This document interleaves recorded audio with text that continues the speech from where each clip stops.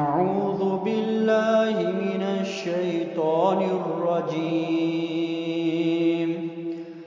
ان ربک یعلم انک تقوم ادنی من ثلثی اللیل ونصفه وثلثه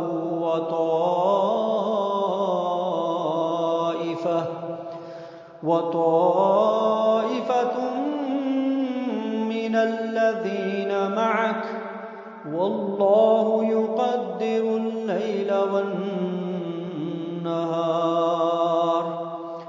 علم أن لن تحصوه فتاب عليكم فاقرؤوا ما تيسر من القرآن علم أن سيكون منكم مرضى وآخرون يضربون في الأرض يبتغون من فضل الله وآخرون يقاتلون في سبيل الله فاقرؤوا ما تيسر منه وأقيموا الصلاة وآتوا الزكاة وأقرضوا الله قرضا حسنا وما تقدموا لأنفسكم من خير تجدوه عند الله هو خيرا وأعظم أجرا واستغفروا الله إن الله غفور رحيم. O Prophet, your Lord knows that you sometimes stand up in prayer nearly 2/3 of the night, and sometimes half or 1/3 of it, and so does a party of those with you. Allah measures the night and the day. He knows that you cannot keep an accurate count of it, so He has shown mercy to you. So now recite as much of the Quran as you can. He knows that there are among you those who are sick and others who are journeying in the land in quest of Allah's bounty, and still others who are fighting in the cause of Allah.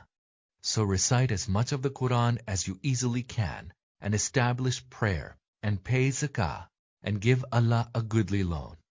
Whatever good you can send forth for yourselves, you shall find it with Allah. That is better, and its reward is greater. And ask for Allah's forgiveness.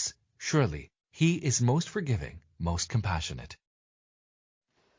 تیرا رب بخوبی جانتا ہے کہ تو اور تیرے ساتھ کے لوگوں کی ایک جماعت قریب 2/3 رات کے اور آدھی رات کے اور 1/3 رات کے تہجد پڑھتے ہیں، اور رات دن کا پورا اندازہ اللہ تعالیٰ کو ہی ہے۔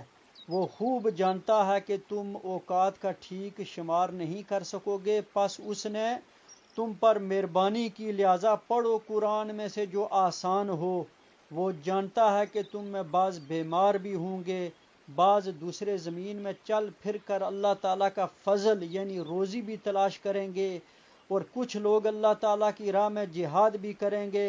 سو تم بآسانی جتنا قرآن پڑھ سکو پڑھو، اور نماز کی پابندی رکھو، اور زکوٰۃ دیتے رہا کرو، اور اللہ تعالیٰ کو اچھا قرض دو، اور جو نیکی تم اپنے لیے آگے بھیجو گے اسے اللہ تعالیٰ کے ہاں بہتر سے بہتر اور ثواب میں بہت زیادہ پاؤ گے۔